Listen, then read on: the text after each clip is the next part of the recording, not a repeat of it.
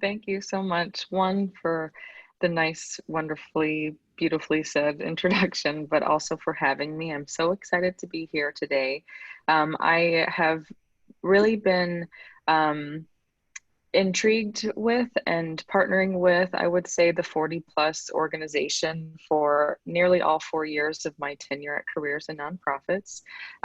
What we do at CNP is we help nonprofits find amazing professionals to fill their roles, but we also help amazing, mission driven people find jobs that they love. And so I know, a lot of what we do complements what 40 plus does very well. So we're pretty much advocates for job seekers in the nonprofit sector.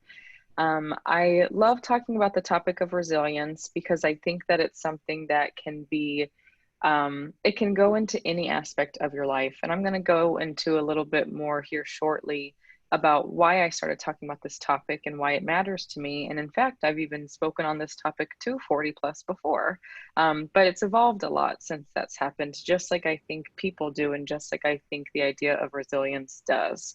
So with that being said, I know we're all on mute here, so that way we don't hear a bunch of background, but I do want and would value your contribution to this presentation by way of the chat box. So if my slides aren't working, or if you can't hear me, or if you have a question, please, hop into the chat and let me know, because I want to stop as you guys have things that you want to discuss, and I hope that this creates dialogue. I hope that I'm able to add some value to you today and that you leave this feeling encouraged and excited, whether that is for your day-to-day life, your job search, your personal life, whatever it could be. But resilience is truly something I think spans all the boxes of what can be your life. So that's a little bit about me. Except my slide's not going. Okay, there we go. So, um, with that being said, let me pull up my chat box.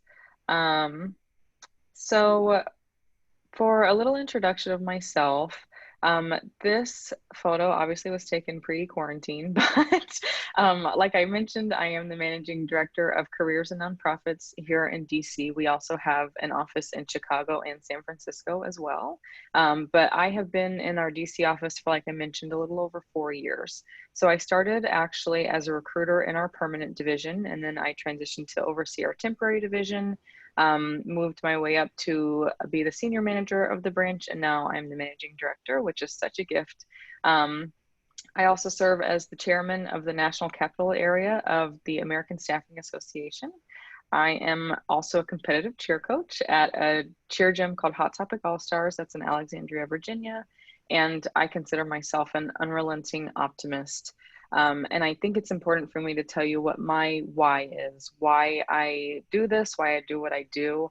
And it's a couple stories. And the first I'm going to say is that I value my job and this topic so much for many reasons, but mostly because when I first moved to DC, I'm from Georgia, and I dropped all my things and came to DC with, a hope and a dream, and was very quickly discouraged by the job market, as I'm sure many people can relate to. This is a ruthless city when it comes to employment opportunities. A lot of people say, it's who you know, not what you know, and I didn't know anybody. And so it took me about 8 months of job searching before I even got an interview. And I was so confused. I really was like, I have all these strengths, I have all these capabilities, I have all these, I can add so much value to somebody's team and to their mission and their work, and nobody agreed with me. And it's hard to not get discouraged, and it's hard to not feel like, well, what's wrong with me? Why does nobody want my skill set?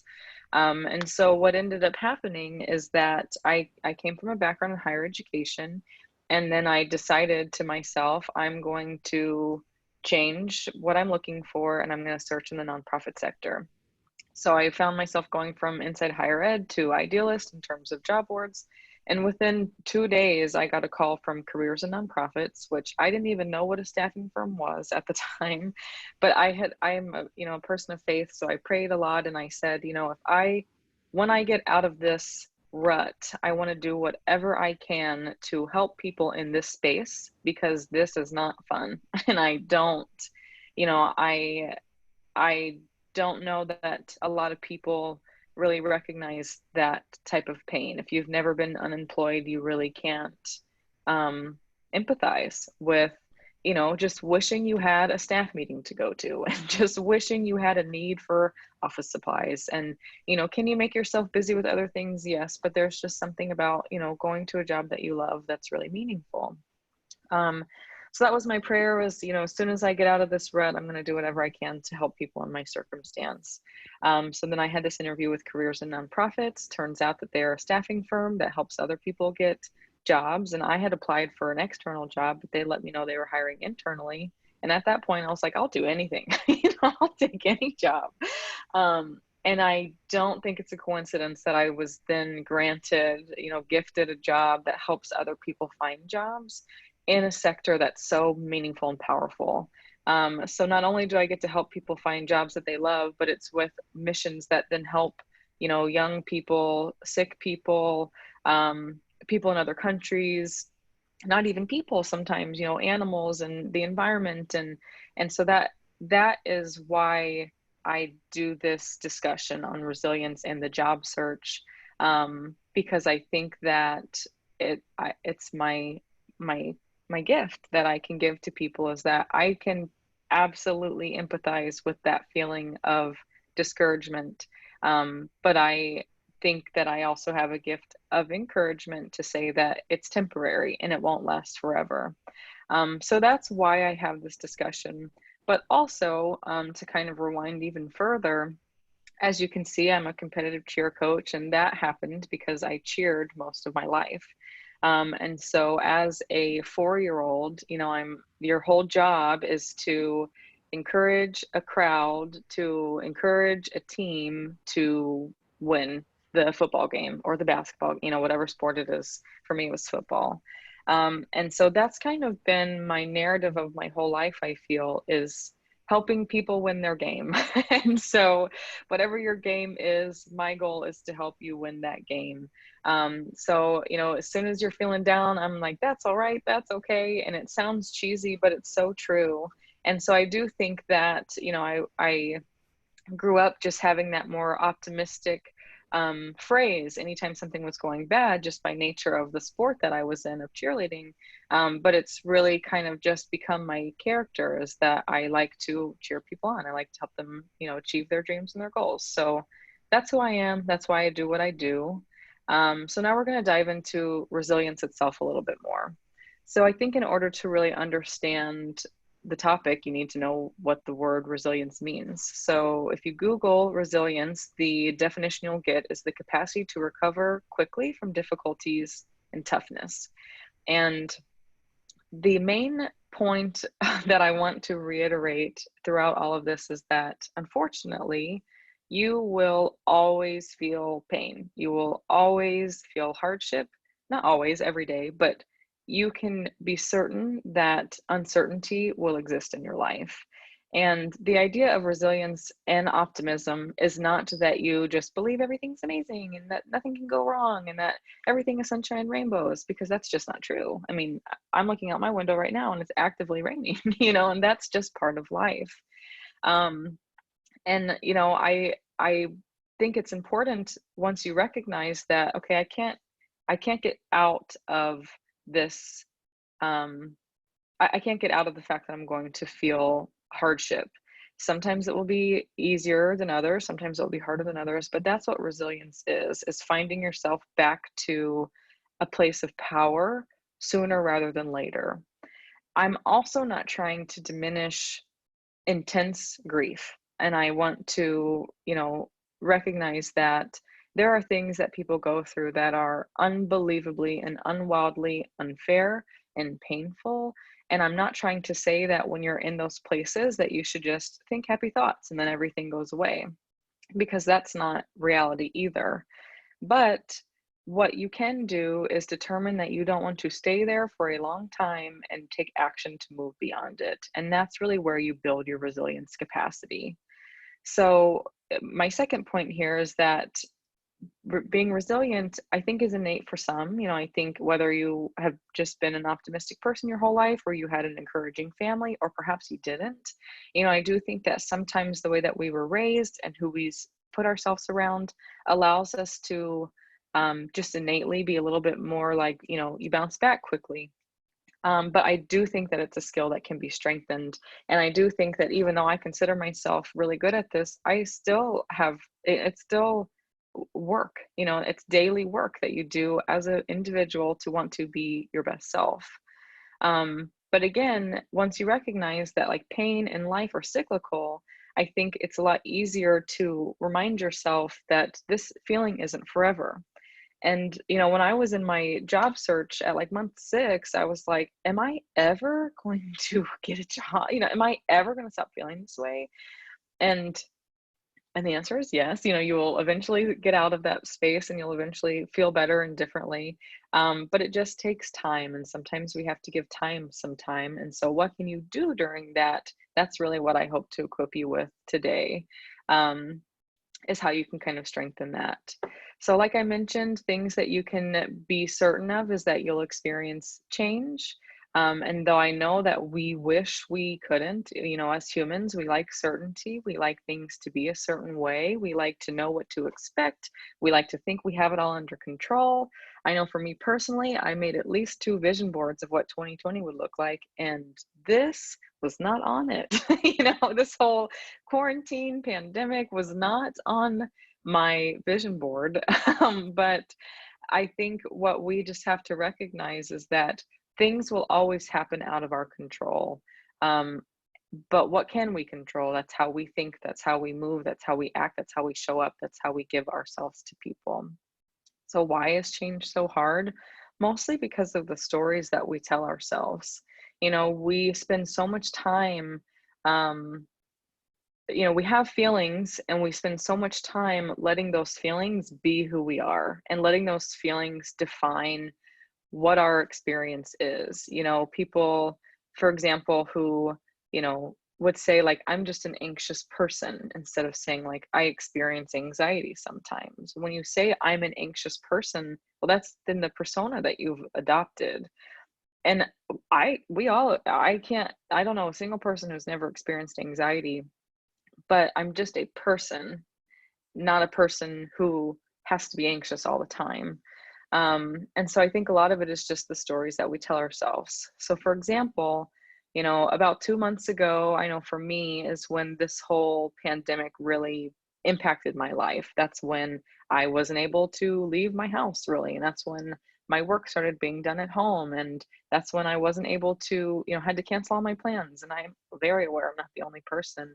Um, but the first few weeks were extremely challenging and overwhelming, and I felt scared, as I'm sure a lot of you can relate to, because it's, you don't know. Nobody knows. You can't even, call up somebody who's done it before and say, help me get through this. There's no mentorship for how to get through a global pandemic of something like this. And so for the first few days, getting myself to a positive place wasn't as easy. And that's what the challenge is with resilience, is that you will feel those feelings of pain and you will feel the fear and you will feel, the uncertainty, but how do you get yourself past it? How do you get yourself to a place of action? Um, and, I think what's really important is that you need to let yourself feel those feelings.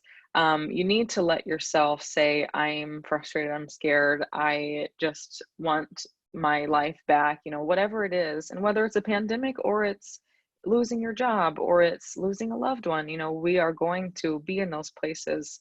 But we just don't want to stay there long. We want to move on as quickly as we can. So I have here, the infinite game. What does that mean?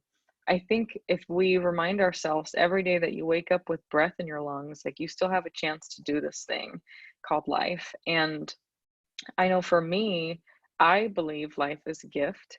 and I believe that every day is an opportunity. And so I don't want to spend a lot of my days feeling really miserable. Will I spend some of them feeling miserable? Yes, but I want to make them be as rare as possible. And I know I have a lot more power over that than I give myself credit for. So if we remind ourselves that, this thing that I'm experiencing isn't everything, it's just a piece of the puzzle, it's just a part of the equation. I think that makes it a little bit easier to move on from that place of, detriment and that place of, intense fear and scarcity. And so then the last question is, does it ever end? Does the change ever end? Of course it does. Um, but sometimes it's really us just adapting and pivoting. There's some things that happen to us that we never move beyond. I would say an example of that is, the loss of a loved one. That pain will always be with you, but you become a new version of yourself. And I think that's really what the key of resilience is being able to bounce back and being able to pivot your life and being able to say, this is my new normal now. So what am I going to do with it? Instead of, kind of being reactive to it or a victim to it. Um, and a lot of people worry about failure. So let's take our example back to the job search. I know a lot of questions that people have is, well, what if I pivot and I start something new and that doesn't work out either? Then I'm just stuck and I'm miserable and I'm sad. But failure is a part of the process. And I think once we can change our perspective to recognize that failure is really part of success, I think, that's really where the magic happens. Failure is the guide. It's, part of the journey. When you are able to fail, you can look back and learn.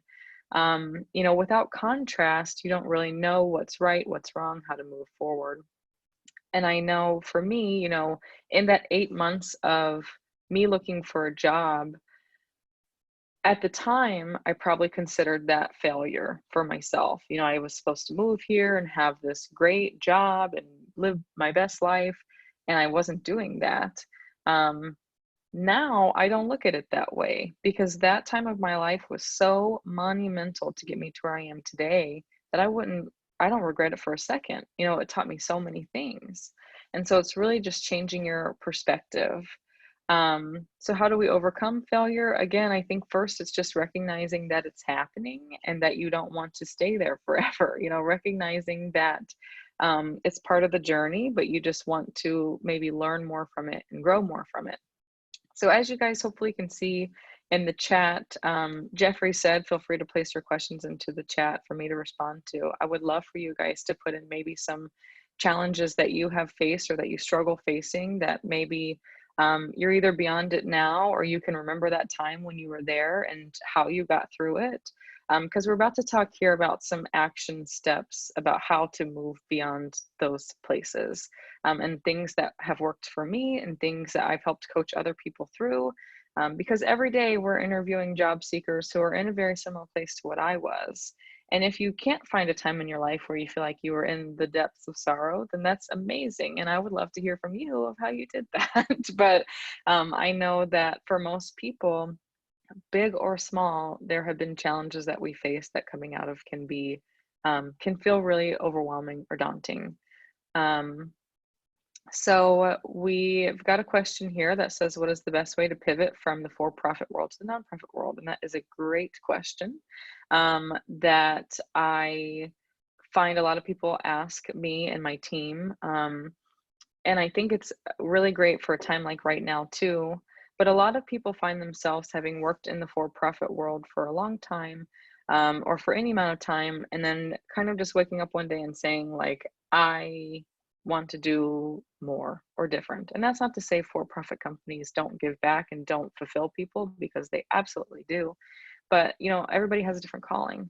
And so I personally believe that the best way to wiggle your way into the nonprofit world is networking, and volunteering. And so I think that if you're able to, the best success story I have of somebody who went from for profit doing sales Um, which to anybody in nonprofit, just the word alone, sales, it gives them hives, because it's not about sales. And but at the same time, it, when you do development and fundraising, it technically is sales because you are asking people for money.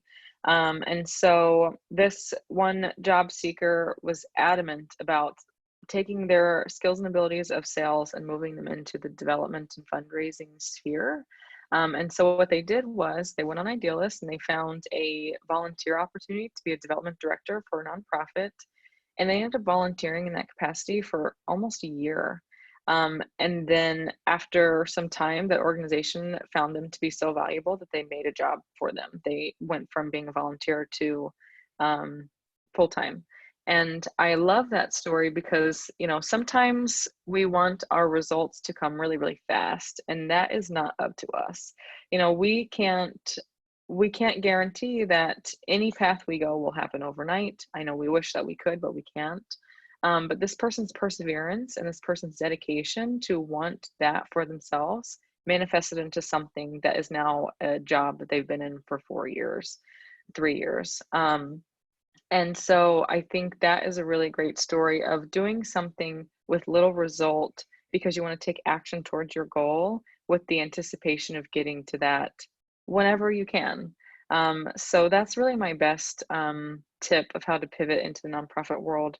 Because again, like I said, it's so much more network here in DC, which is where I imagine most of you guys are coming from. I'm actually not sure where you all are located, but I know with really any job search, if you know somebody, you're so much more likely to make it to that first interview. So whether that is partnering with a staffing firm like Careers and Nonprofits or going to more networking events, which I know is hard to do in a time like right now, LinkedIn can be a really good resource, but definitely finding ways to make a network with people in the nonprofit sector is going to be a great way to dive into the sector.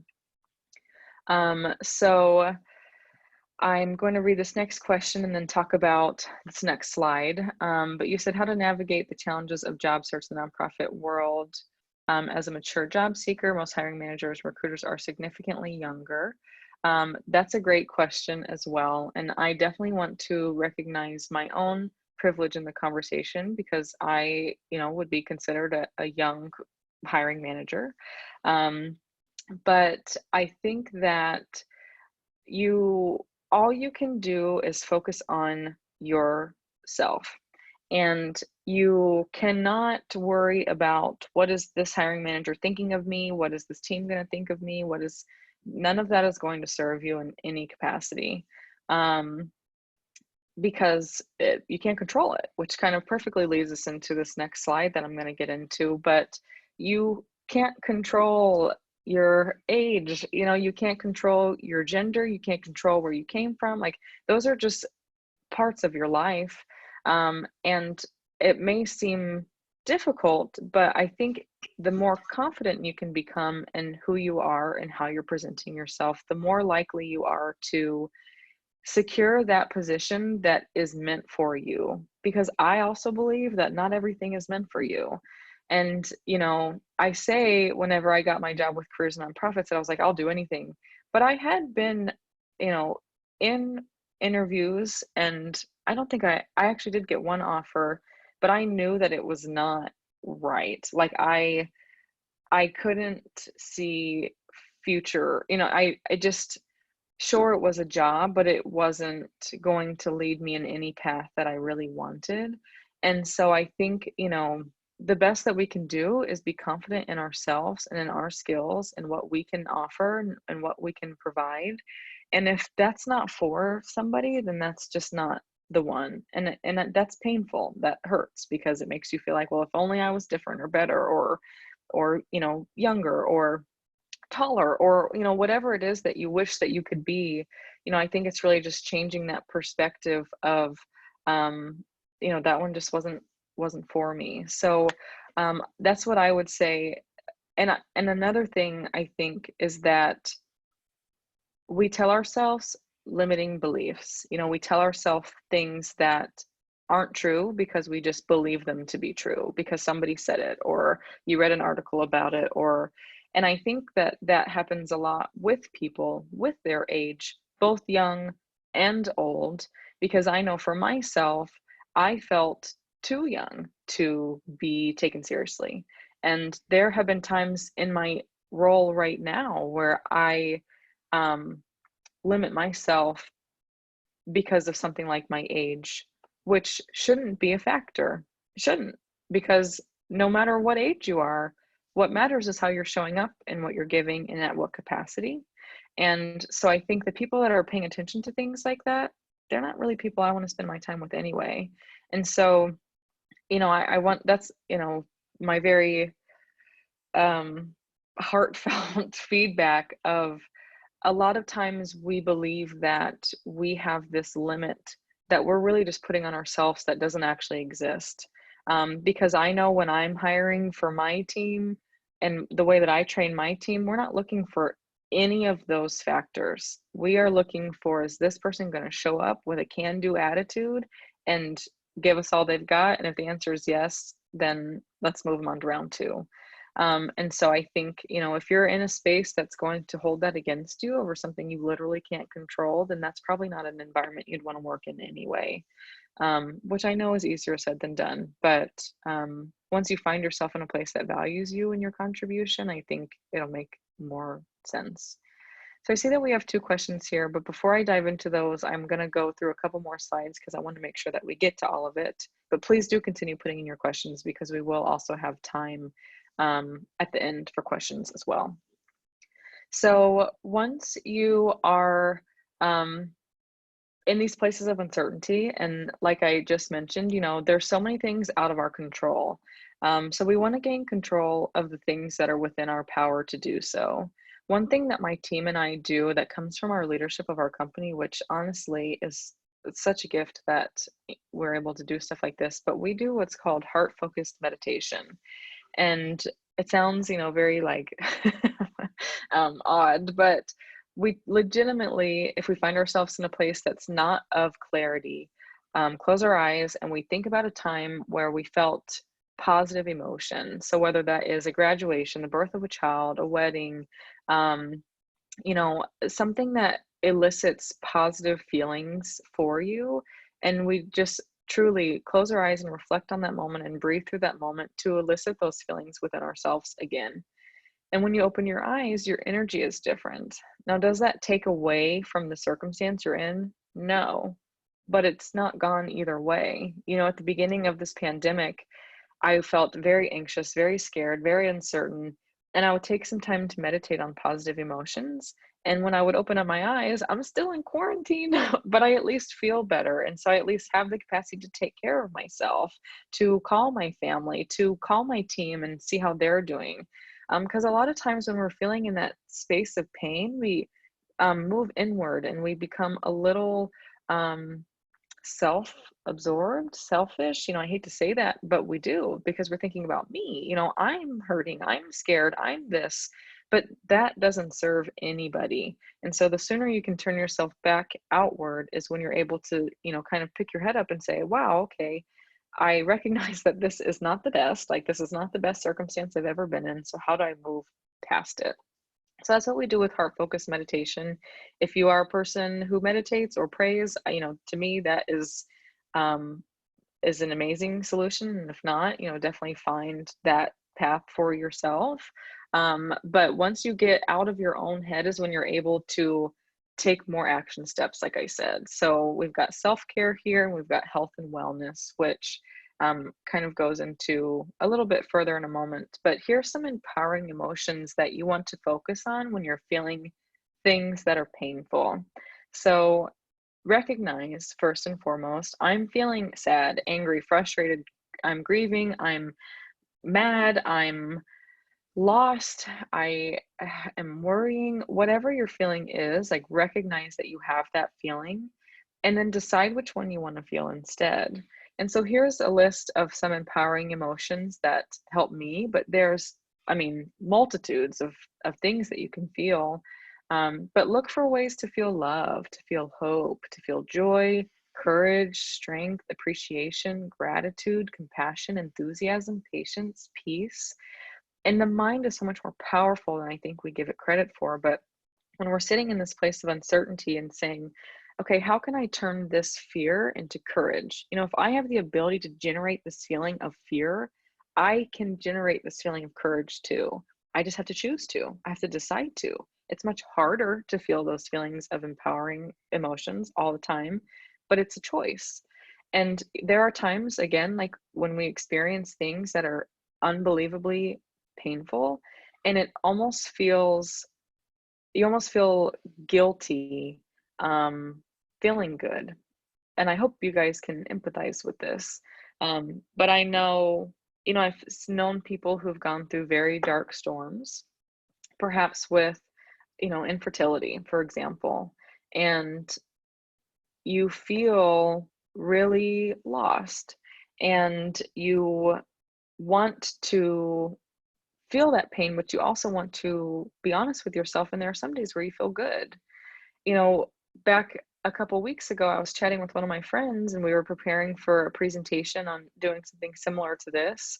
And, she asked me, "How are you doing today?" And I was like, "Honestly, I'm doing good." And I kind of feel bad for saying that because I recognize that there's so much pain and there's so much hurt and there's so much else happening in the world, but I can't keep myself from feeling I can't let myself not feel feelings of joy and strength and hope and love just because there's also bad things happening. Like you can have both. You can feel deep, deep, deep, painful things and also feel powerful and encouraged and know that there's good to come and know that there's more to come.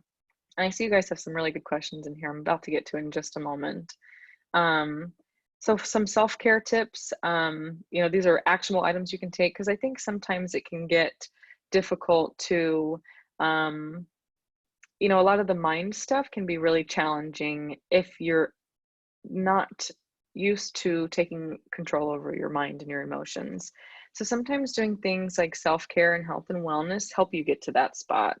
So I know for me, talking to a loved one is like medicine. I mean, every time I call my mom or my brother or my dad or my, best friends, I just feel it just is so good. It's so rich to be able to catch up with people that you love.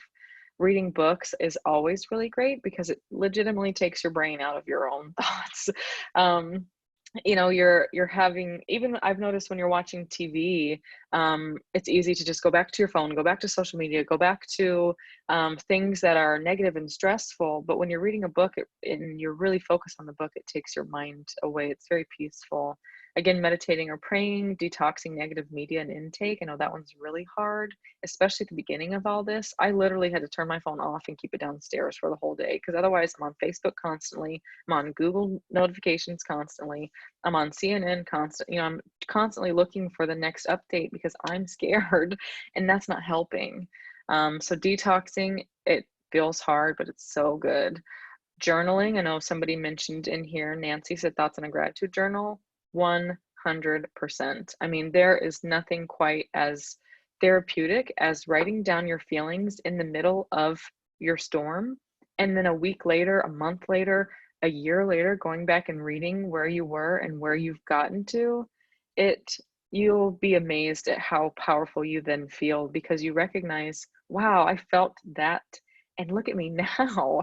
And sometimes it takes a while to get to that place, but even, if you're taking actionable steps every single day and you journaled yesterday, reading over yesterday's journal and saying, how can I make today different? And then helping others, I think is really where the magic happens. And Carla just said this, and again, I'm not going to skip the ones that have already happened, but when you feel happiness, you can spread it to other people and be supportive.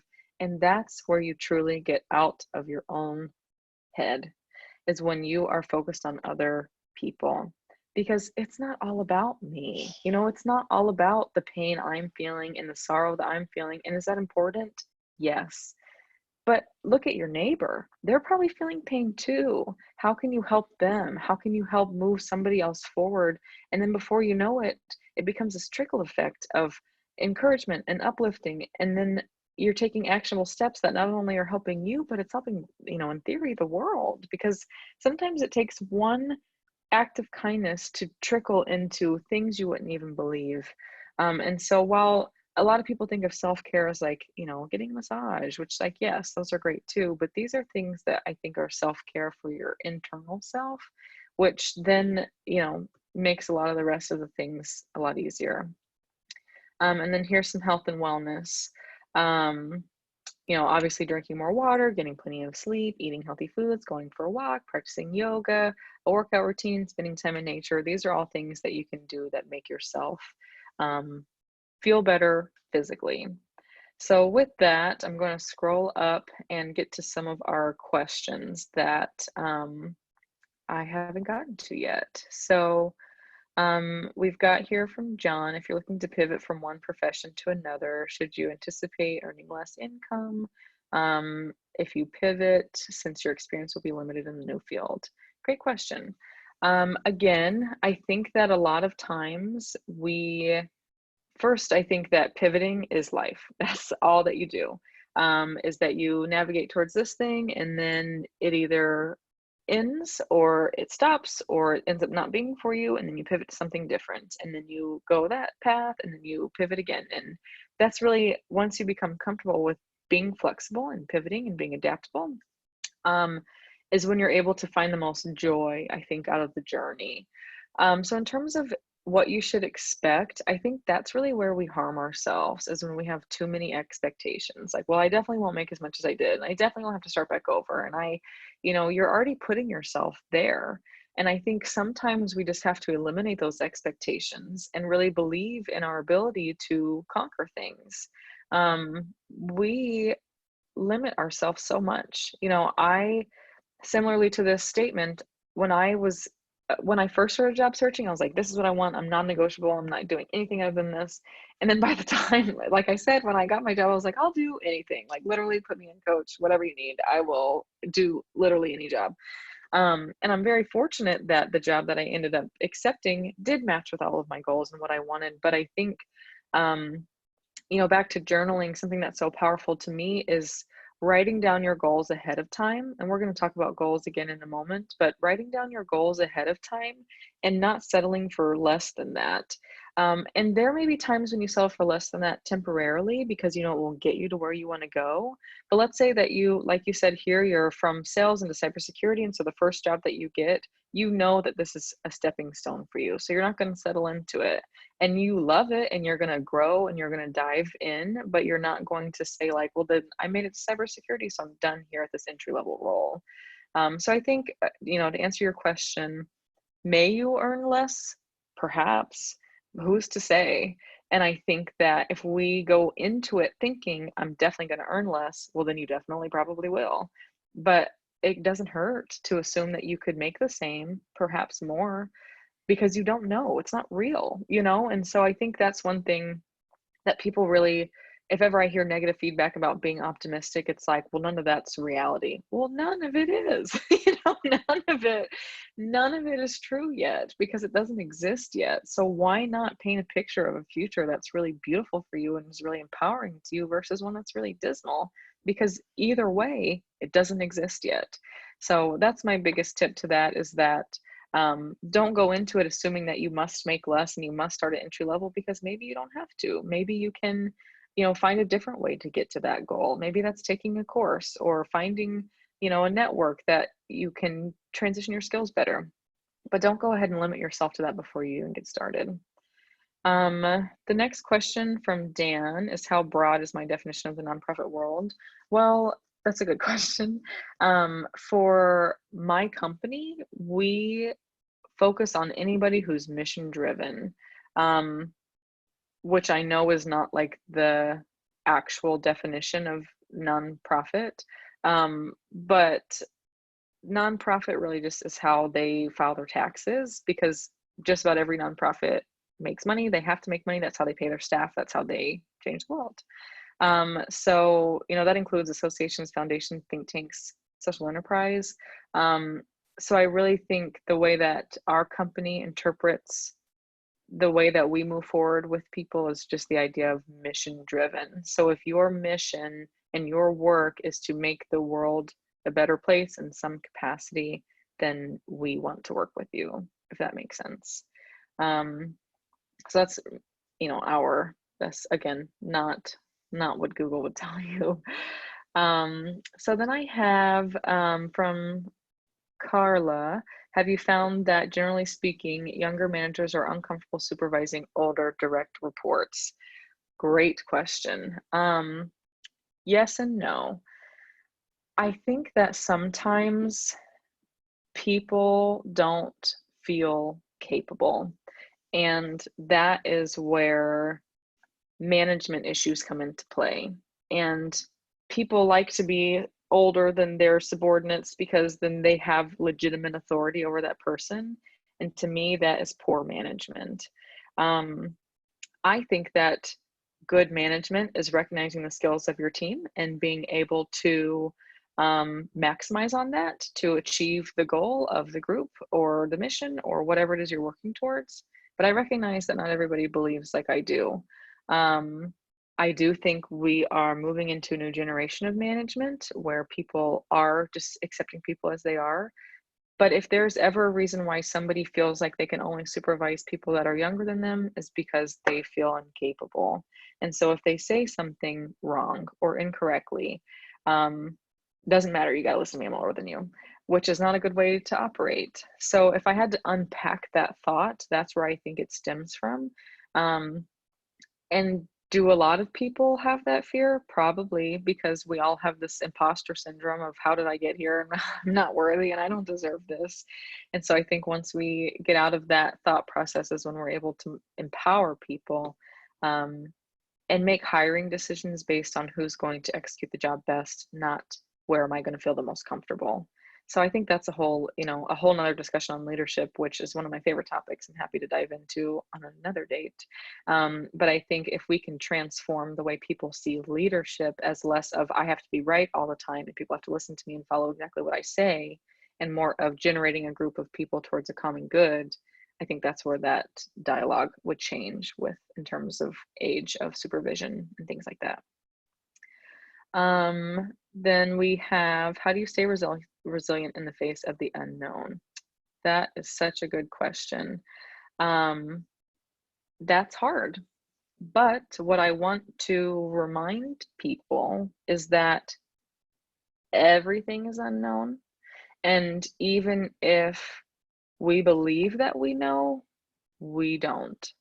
And that sounds dismal, I know. But to me it kind of gives me some peace because I'm not in control here. I want to be sometimes, but I'm just not. And like I mentioned, I had all these vision boards and all these 2020 plans and I thought I knew what I could expect in the year in January and I was quickly placed on my bottom and confirmed that I am not in control here.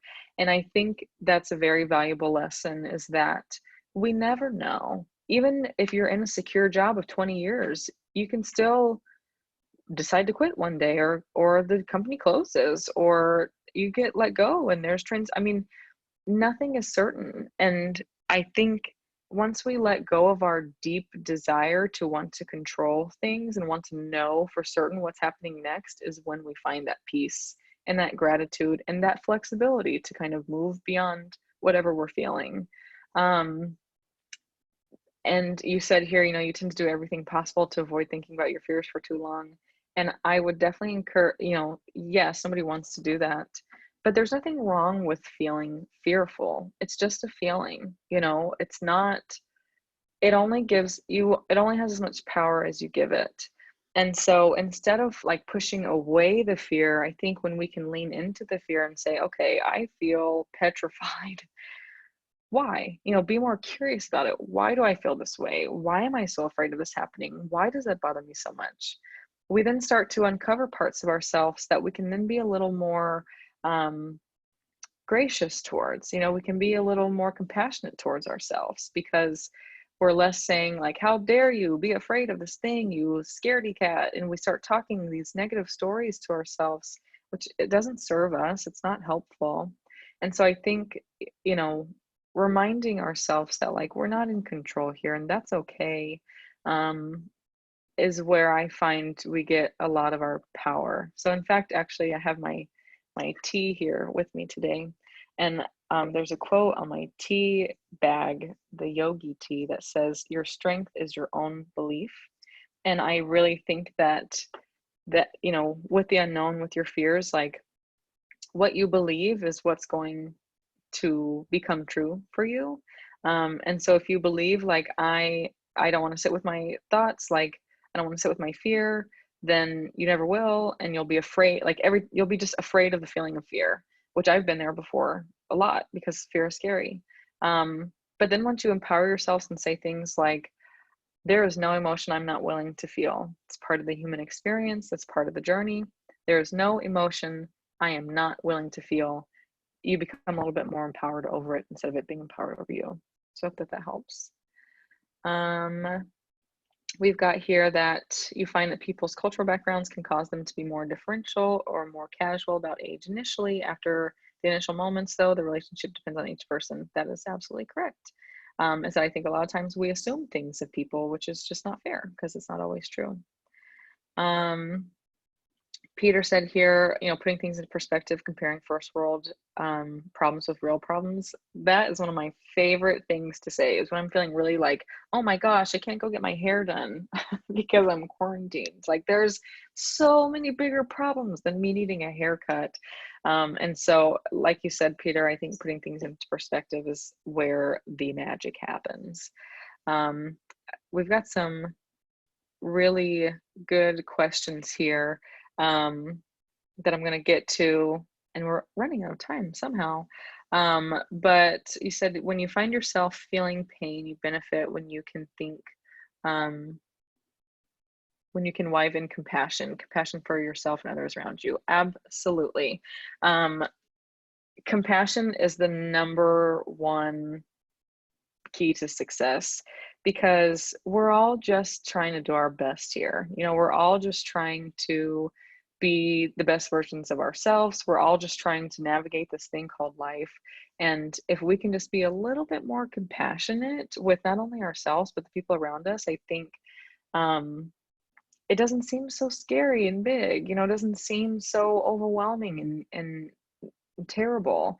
And sometimes, think about the way that you speak to a child or speak to the person you love the most in your life. Like if you wouldn't say the things to them that you say to yourself, then you probably shouldn't say that, and so I agree with you 100% there. Is compassion not only for others but for the self is so important. Then we've got a comment here which says it's from me, so I'm assuming one of my team members is on this call. So hello, whoever you are, Kimmi Cantrell. But it says, I've talked myself out of doing many things due to limiting beliefs. Writing them down and identifying why I felt that way allowed me to acknowledge and challenge it. Absolutely. So that goes back to the journaling. So much of, I think back to any pain that I felt, and a lot of times in this presentation, it's with the job search, because that's just really relevant to my life and then to the population of people that we serve at careers and nonprofits. But I have felt pain in many, many different ways. And I remember in those times thinking to myself, like, well, I'm too this or I'm too that, or nobody would want me. Like, why would anybody want me? What do I have to offer? And then you recognize that there's only one you ever in the whole existence of all of eternity. There's only one me. There's only one you. There's only one of each of you. And that's a gift. And you are doing yourself and everybody a disservice by playing it small. And that's scary. It's really scary. But that comes back to this resilience of, it's okay to feel those feelings of, oh my gosh, this is the worst and I hate this and I'm miserable. But tell yourself both stories. Like, allow yourself to feel the fear, but allow yourself to also feel the courage and do it anyway. So I love that. Writing down your limiting beliefs and saying to yourself, like, I don't want to feel this way anymore, because it does not help. And I have this goal of whatever it is I want to do with my life. And I'm not going to get there if I sit here feeling sorry for myself, if I sit here feeling like I'm not good enough or I'll never be worthy of this, because then I won't. Whatever you tell yourself, whatever you believe is going to be right for you. So I love that. And then we wouldn't be as fearful if we weren't taking risks and growing. Absolutely. I think sometimes one of the best ways to know that you're on the right path is that you're feeling a little afraid. If you're not feeling a little scared, then you're probably not, um, you're probably not pushing the boundaries. And sometimes it's okay to be comfortable for a little while, but I do think at some point you've got to move beyond that into your dream life and your dream goals and what you want that to be, which looks different for everybody. So great questions. I love that. So we'll go on to our next slide then. So taking action is what is next. So once you've gotten yourself in a good mental space, you've, done your heart focused breathing, you've thought about, I feel this, but I want to feel this instead. We need to move forward. And so we want to set goals, which I know most people are familiar with setting SMART goals that are specific, measurable, attainable, realistic, and have a time value. And sometimes your goals can be as basic as I am going to wake up by 9 a.m. today. And because you're struggling with that. And so if that's your goal, set it and stick to it. When it comes to the job search, maybe your goal is I'm going to send out my resume to 5 new opportunities today. Maybe your goal is I'm going to network with 10 new interesting people on LinkedIn this week. But you want it to be specific. You want to be able to know, did I do that or not? If you just say things like, I want to feel good, how do you measure that? How do you determine how long you're giving yourself?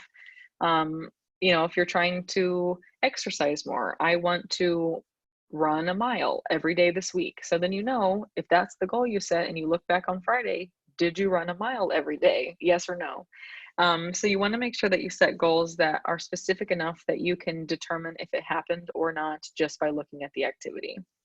And then giving back, like we mentioned, I know at the beginning of this pandemic, I felt so overwhelmed. I did not know what to do with myself. And so one of the first things I started doing was making muffins for healthcare professionals and saying, this virus ain't got muffin on you. And that's just how I am. It was exceptionally corny. But they appreciated it, and the joy that it gave them brought joy to me. And then it allowed me to get out of my place of sorrow and sadness and feel a little bit more encouraged and wanting to do more things, like speak to you all today. And then strategizing, every time you experience something in your life, I think it's important to recognize, once you get to the place where you recognize this is temporary, I will not always feel this way, I will not always be in this place. And then saying to yourself, who do I want to be when I emerge from this? Who do I want to become? How do I want to use this to benefit me beyond this storm? That's the strategy. So I know for me, when I was unemployed, I wanted to never again take for granted the simple pleasures of a job.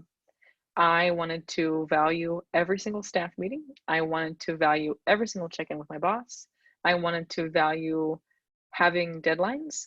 And I just never wanted to take those things for granted again. Because it's easy to be like, oh, another weekly staff meeting. But that's a gift to have a staff to meet with. And I didn't recognize that until I didn't have it. And so I would hope that my team could confirm to all of you that I look forward to our staff meetings. I look forward to our company-wide calls. I look forward to those things so much because it's such a gift. But that was something I had to work on. And so that was part of my strategy, was who do I want to be when I emerge from this? The same thing happened with coronavirus. I said, when this is all said and done, 5 years from now, when we're all looking back and we're telling our kids and our one day grandkids and our, the people who aren't alive right now that will be, telling them what this was like, I don't want to say to them, well, honestly, I was so afraid for 4 months that I just sat in my room and waited for it to end. Like, that's just not the narrative I wanted. And so I said, okay, who do I want to be? I want to be a leader. I want to guide my team through this. I want to help people get jobs still through this. I want to give encouraging words to people through this. I want more to come of this than what I feel right now. I want to read more books. I want to exercise more. I want to eat better. I want to call my family more. And so that's what I decided. And I didn't do it day one. Day one, I was in the bed. I was afraid. But then once I got out of that place of fear, and that's where that resilience comes from, is bouncing back as quickly as possible. So you're going to get to that place of rock bottom. You're going to get to that place of fear. And sometimes it's even small. Sometimes it's like you were in traffic and somebody was rude to you and it makes you feel frustrated. But how do you get back to a place of clarity quickly? And I think, setting new goals, strategizing, giving back, those are the ways that you can get there. So when we build resilience, we want to avoid seeing change as crisis, because change is just part of this beautiful journey of life. We want to, like I said, accept that change is part of living. We want to take decisive action towards our goals. We want to maintain a hopeful outlook. We want to surround ourselves with support, which is so important. Surrounding yourself with people who encourage you and build you up and let you feel the way that you feel. And then we want to be flexible, because that is really the key to a lot of success in life, is being adaptable, being able to pivot, being willing and interested in changing. And yes, I will be able to share these slides. So I've got here some content suggestions, very minimal. I actually just added this as a slide as of this week, because I found people were always looking for, okay, what types of content do you listen to? I know I go for walks all the time. And so I love listening to podcasts while I'm walking. I read about a book a week. I just think the more that you can fill your brain with other people's encouragement, the better, the more healthy that is for you.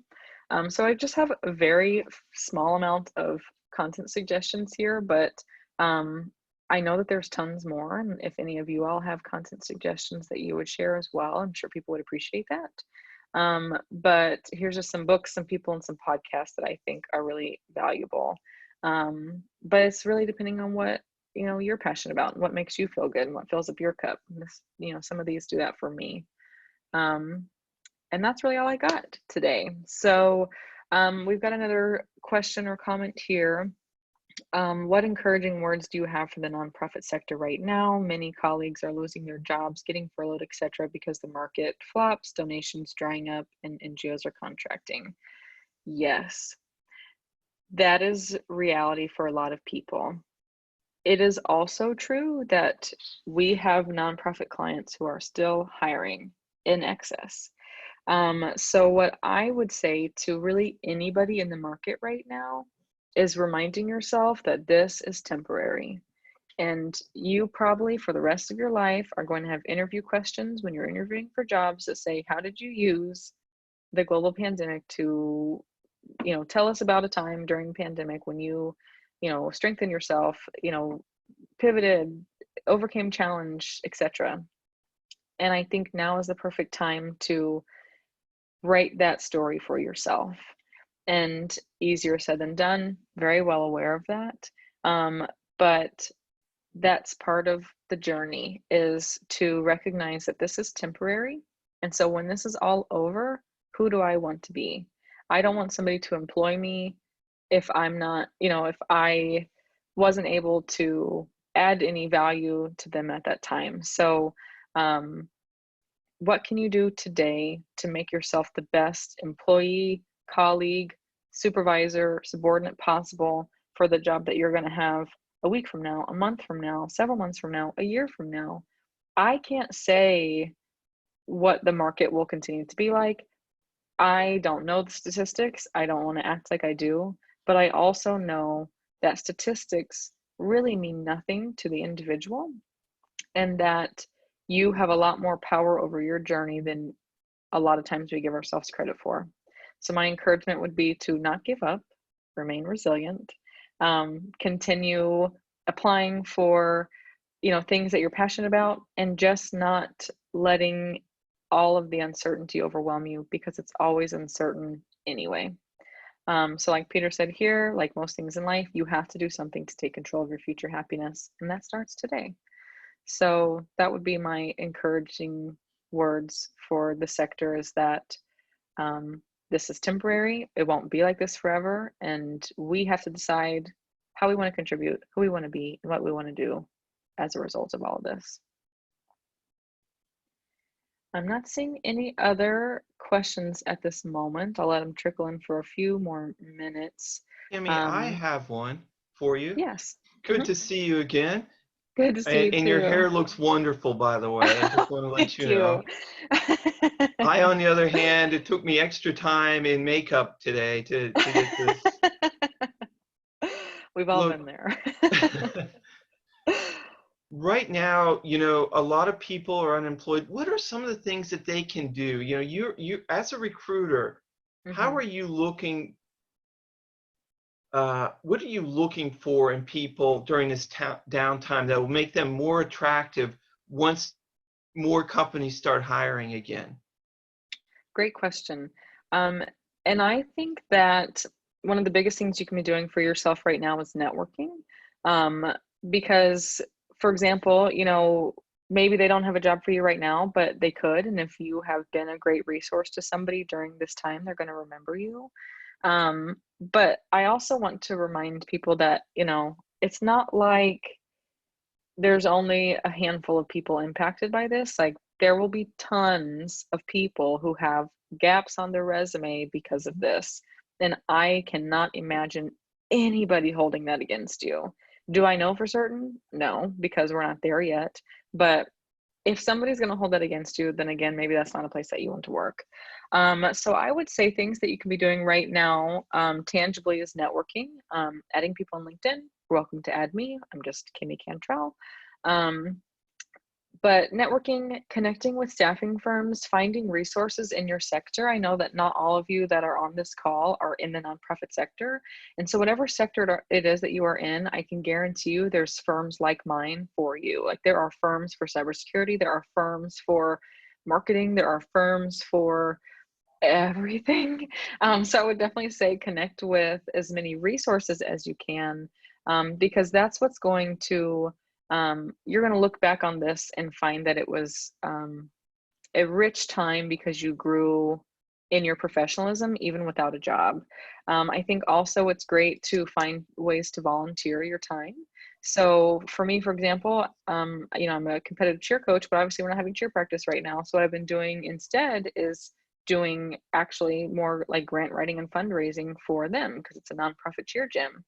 And so that's not something they asked for me to do. I just said, I've got more time. So I'm going to write a letter about why our gym is amazing and why people should help us support these athletes to have opportunities that they otherwise wouldn't.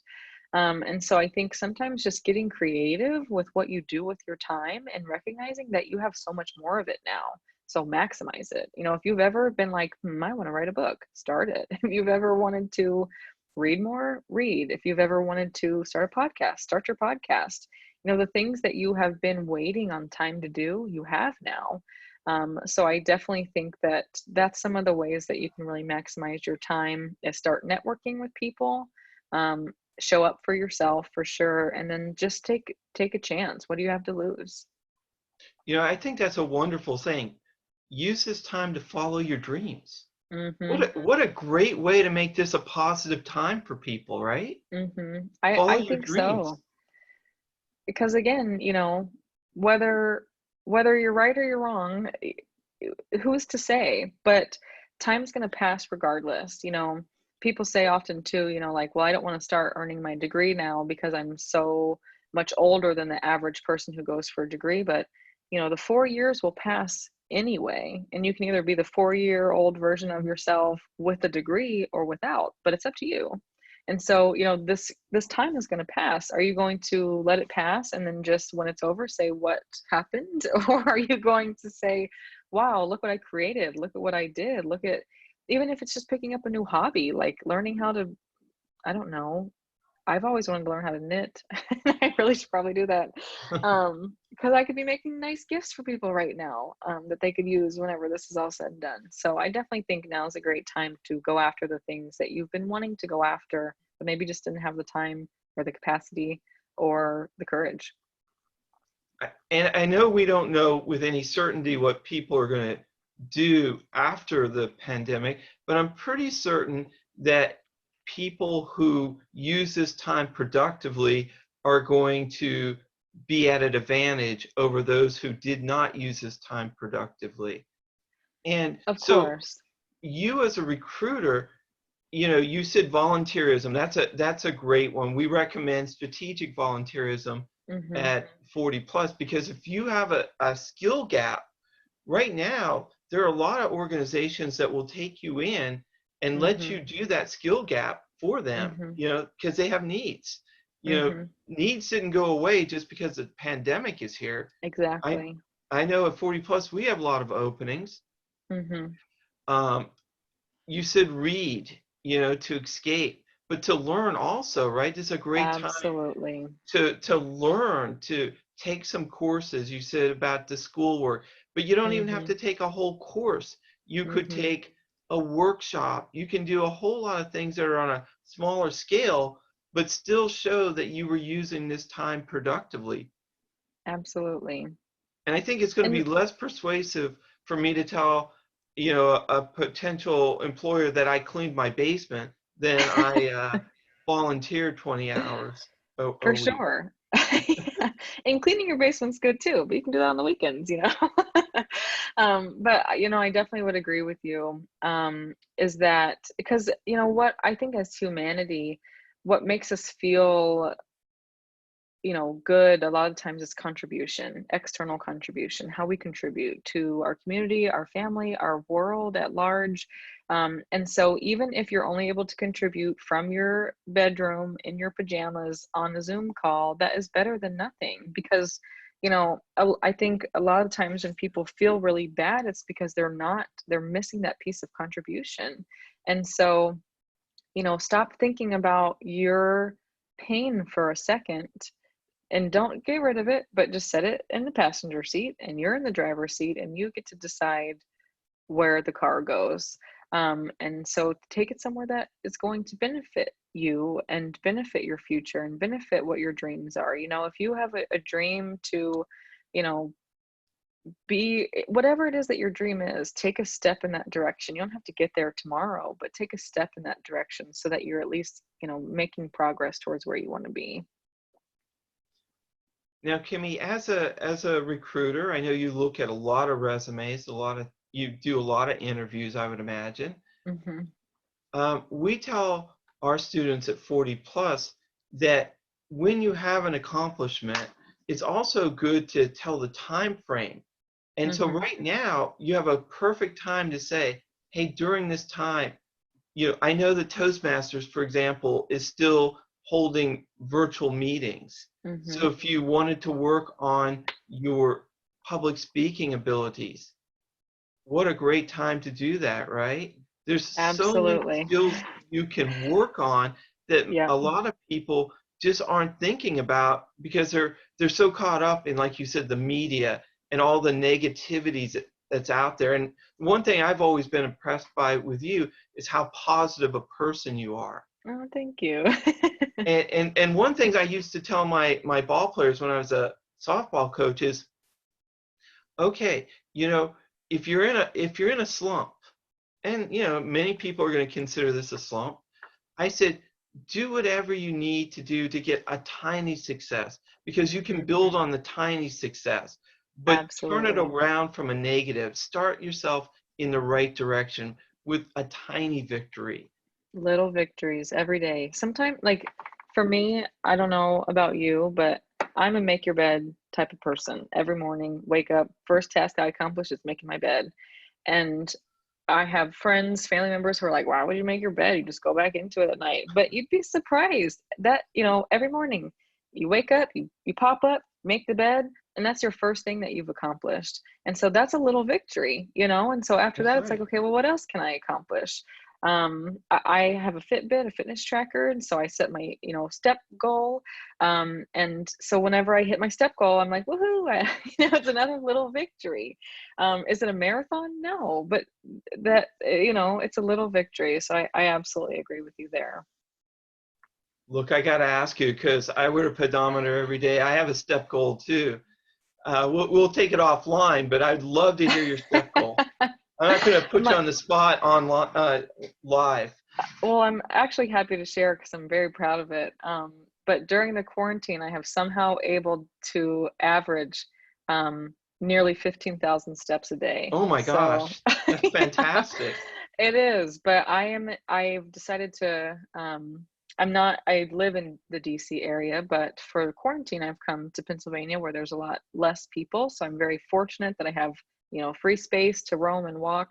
Um, so that's how I get myself feeling good, is moving my body, listening to good podcasts, calling my family, while I'm going for walks.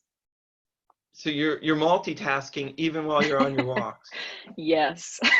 I would expect no less from Kimmi Cantrell.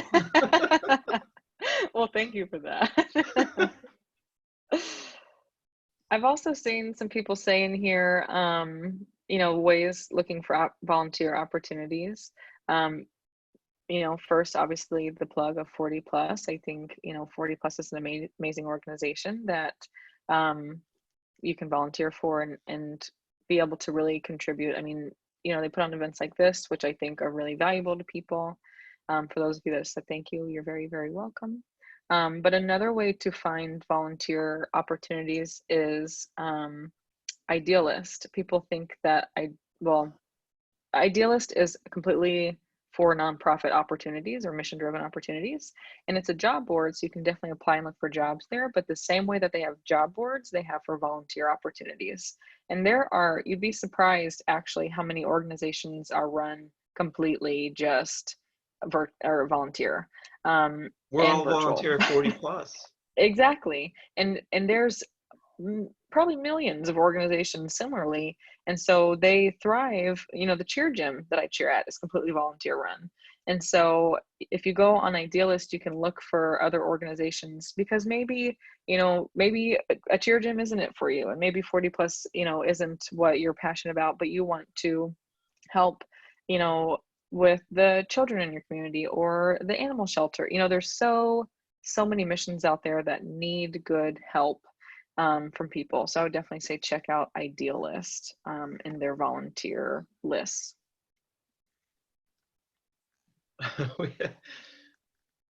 Wow, we're getting a lot of people who are walkers here making comments. Yes. It's the best.